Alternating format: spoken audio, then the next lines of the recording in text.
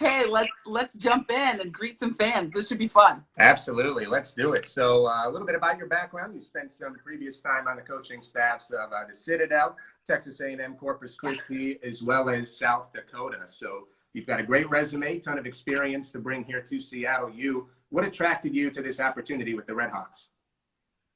Well, I was speaking to Eric Guerra. He called me. I wasn't prepared. And then as he talked about Seattle U's mission, about how it's so important to like talk about the entire student. So more than just the volleyball player, it's the entire student, how they're engaged in the community, the athletics part, the academic part, the whole well-rounded person, that I would get to develop that. Like that really attracted me to the school. And that our biggest thing is like, we're fighting for the uncommon good. So we want everyone to do uncommonly well. So I am all for that. I can support that all day, every day. Awesome. What did you know about the city of Seattle before you moved here and got the job? Had you been to Seattle before? What did you know about the town? I knew very little about Seattle, honestly. When I was at A&M Corpus Christi, we did make it to the NCAA tournament, and we played our Purple friends up the street in the first round. So that was my only experience with Seattle. So, I mean, we took a ton of time to, we did all the tourist hotspots. So Pike's Place Market, right. The Space Needle. And interestingly enough, we had actually gone to a sweet shop for dessert that is a block away from the Seattle U campus. So wow. It was kind of fun, like during my interview to see that spot. And I was like, oh, I was so close to my future. And I had no idea at the time. That's crazy how it works out. What was the name of that sweet shop? Oh gosh. Oh, you're going to make me remember. I know their biggest thing is they have smoked chocolate everything. So we all had like smoked hot chocolate and hot fudge sundaes. Nice. It was great. I don't remember the name off the top of my head. That's all right. Awful. We'll get there. But it was delicious. Yeah, I heard you say the Purple Friends up the street. Did you coin that? I've never heard that before. Is that? I just came up with it right now.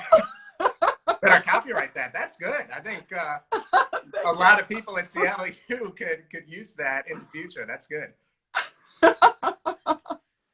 I like it because everybody kind of knows what I'm talking about. For sure. I got it right away. I'm sure most other people did too. That's funny. Yep. So you were hired on February 6th.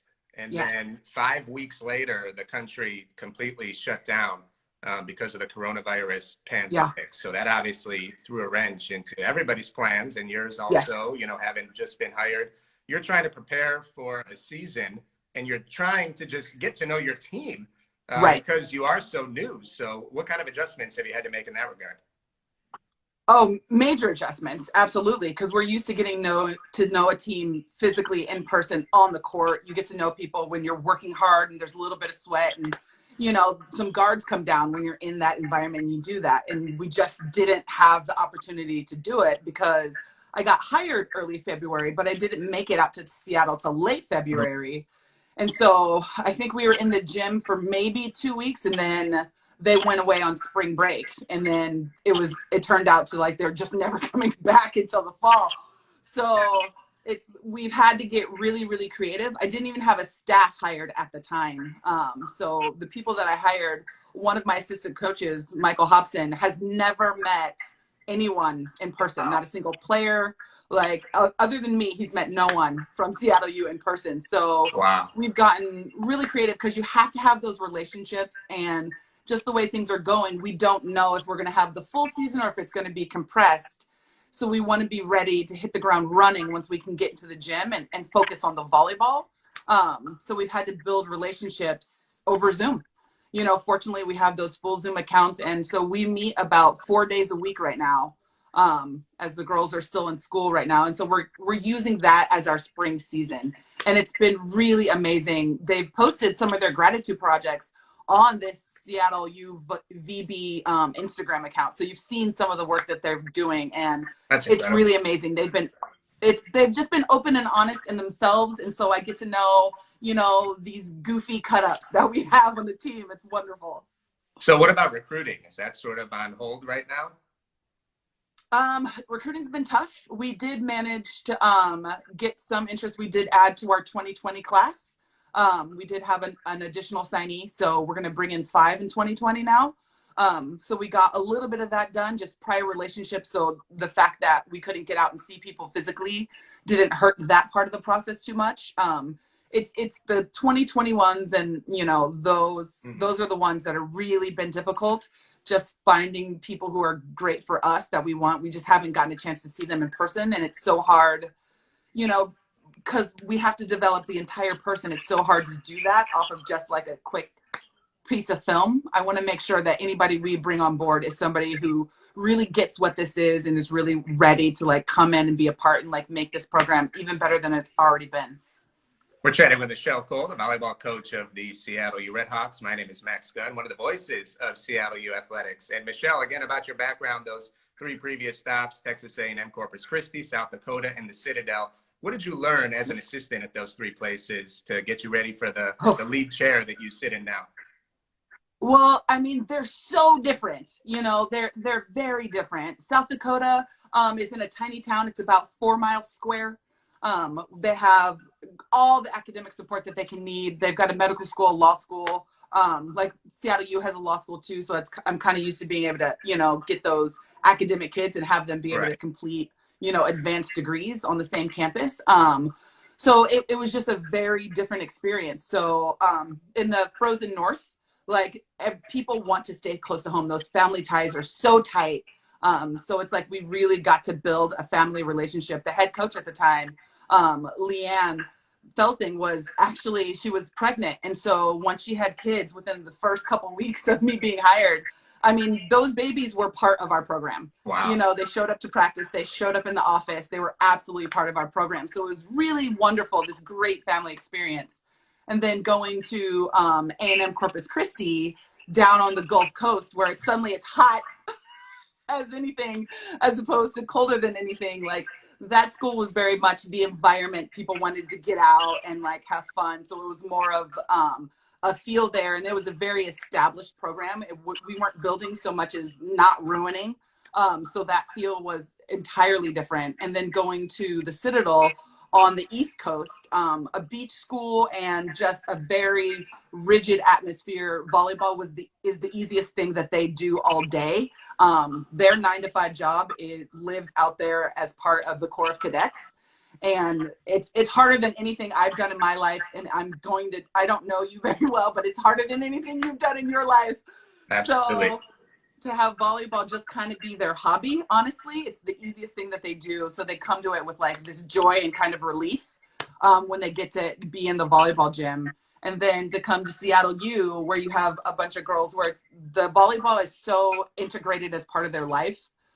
It's just part of the whole experience. So the academic blends with the social, blends with the volleyball, blends with the community work. It's amazing. What were the winters like in South Dakota? Brutal. I can imagine. Absolutely brutal. I was not ready. I would go out.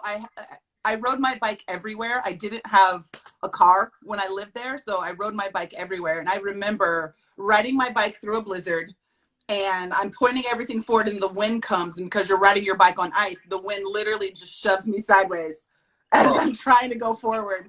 It was crazy. It was absolutely crazy. I learned a lot about layering. You need lots of layers. Yeah, hopefully you should not have to do that in Seattle. The winters are pretty mild. But so was that your first experience with winter growing up in Southern California? That was my first like adult experience. My dad was in the military, so I did spend a part of my youth in Germany. But I was too small to remember that. So as far as I could remember, it was those Southern California 70-degree winters. And then suddenly when it's 20 below zero, it takes 70 degrees just to get to 50. So it was a whole nother world. Yeah, it was a whole nother world. So Michelle, it was fun though. Like, say it again.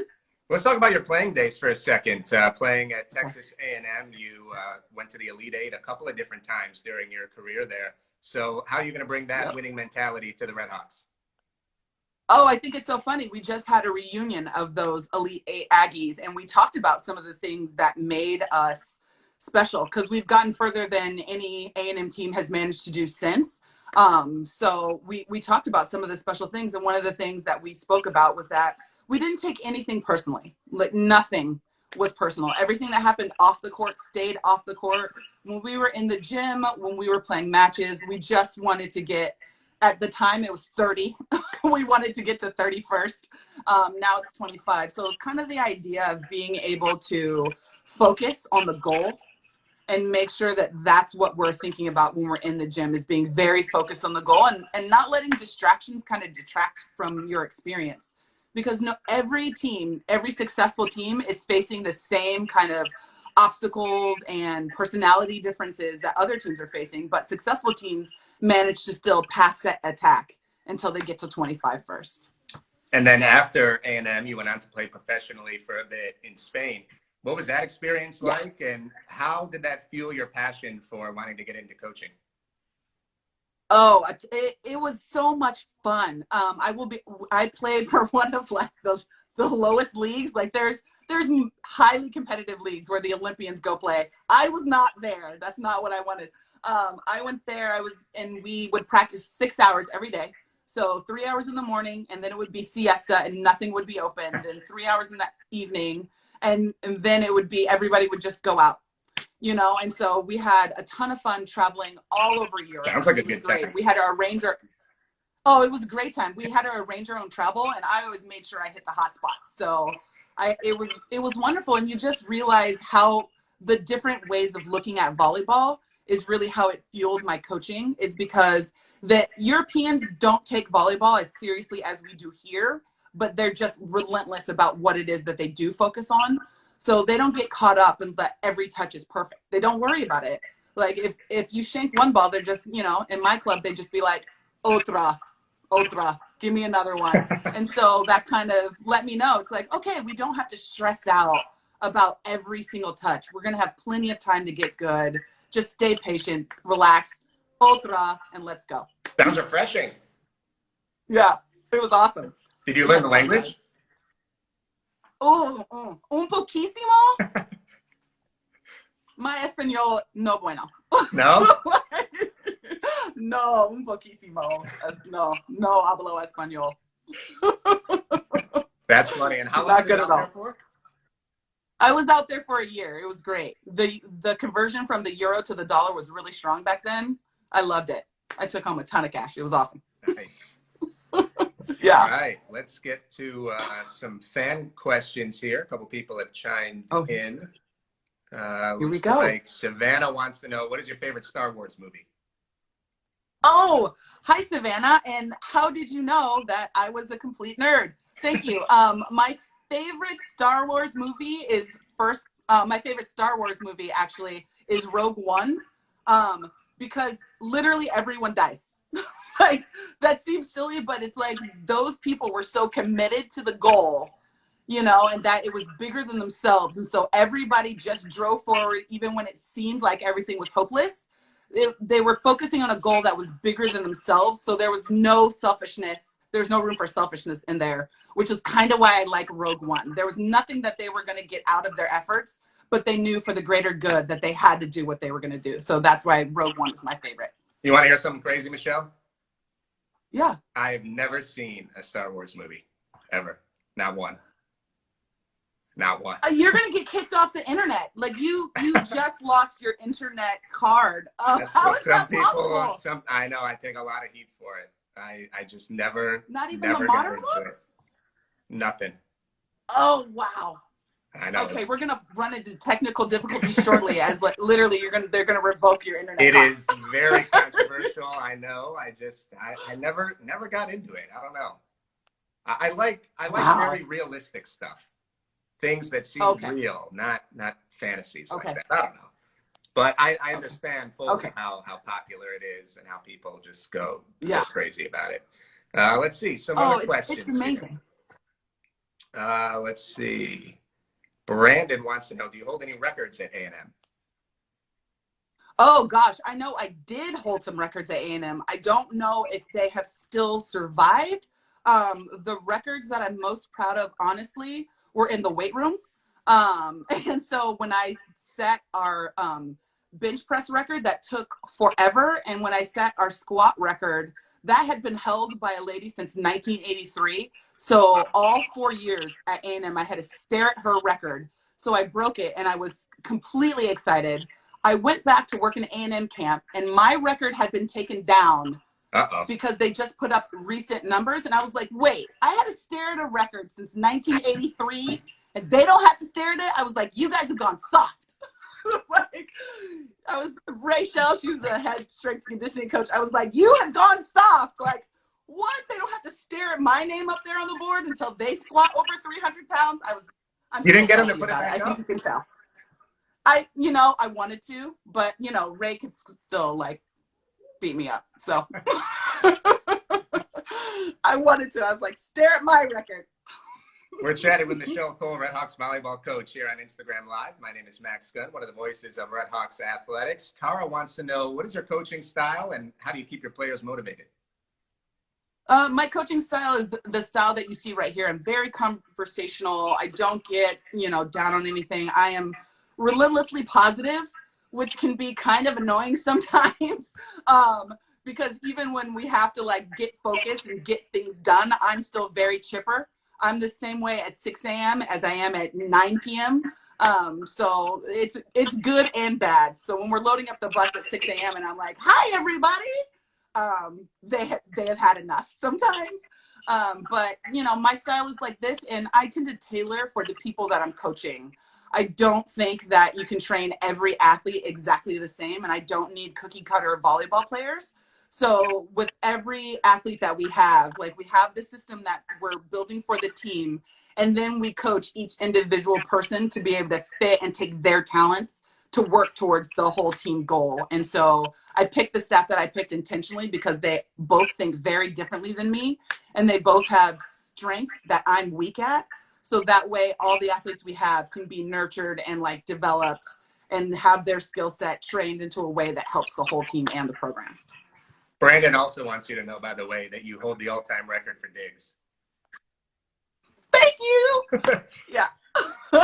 I'm super proud of that, I have to say, because when I went to college, I was not good at defense. But, back then, John Corbelli was the one teaching defense, and I played next to Stacy Sikora, who was one of the best defenders in the world. She went on to play for the national team in multiple Olympics.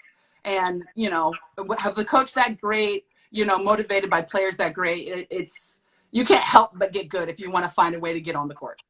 So thank you. Then another fan question, Amber wants to know, what makes Seattle U so special to you?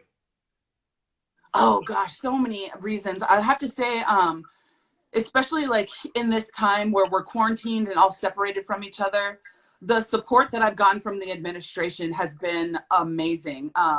Not everybody in our program has made it through this without some tragedy. So there have been some people that we've lost to COVID during this time. And the president of the university himself reached out to offer condolences and offer assistance in whatever people have needed. Seattle U alumni have donated money for student assistance.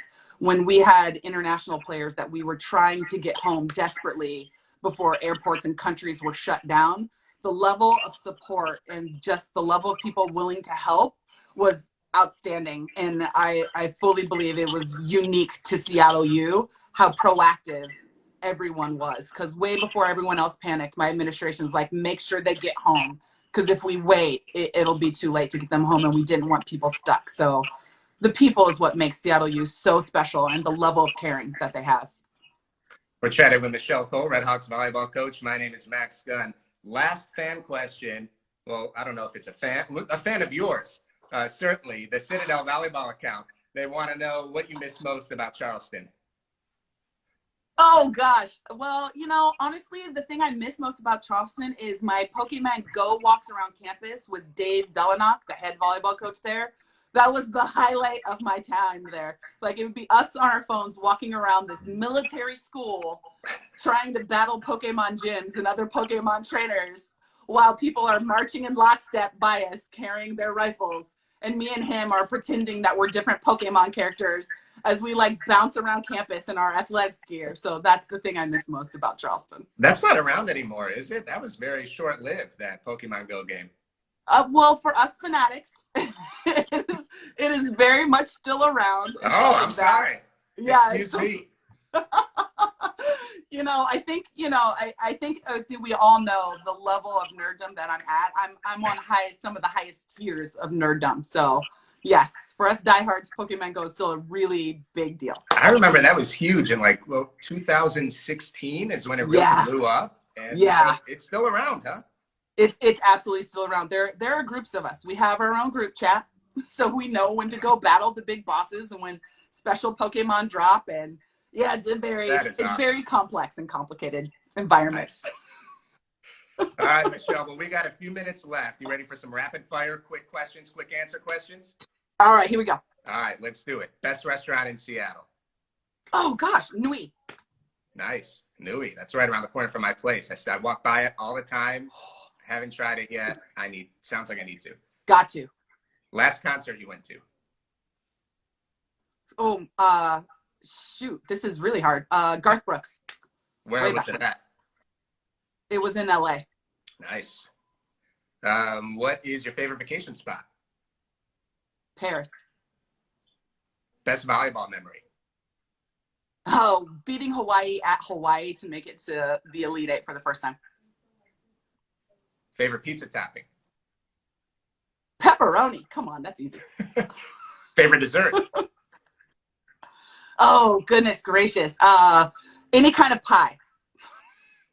What is the best homemade dish that you make in the kitchen? Macaroni and cheese. Ooh. What do you do to it? It takes 4 hours. It's delicious. 4 hours? Say it again.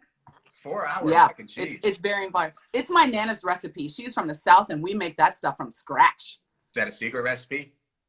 It's not secret. It's just very involved, so other people don't want to do it.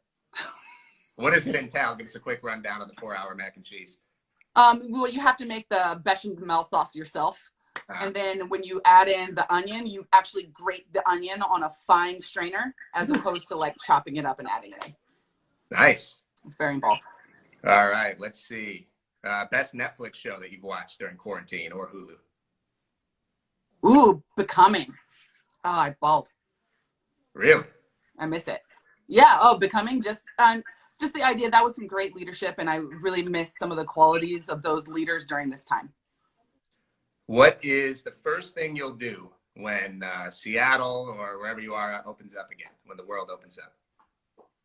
Oh, play volleyball. Get my team in the gym and play volleyball. I miss it. What's your favorite snack? Chips and dips. I'm 50 pounds heavier because of chips and dips. Pre-game routine. Oh, makeup. Put on my wigs and fake hair. I'd keep it simple. Game day is my favorite day, so I just. Oh yeah, I blast music. Primp a ton. Like all the volleyball stuff is done. Like I don't think about like all the like X's and O's stuff on game day. So it's all just fun. Awesome. How's that for rapid fire?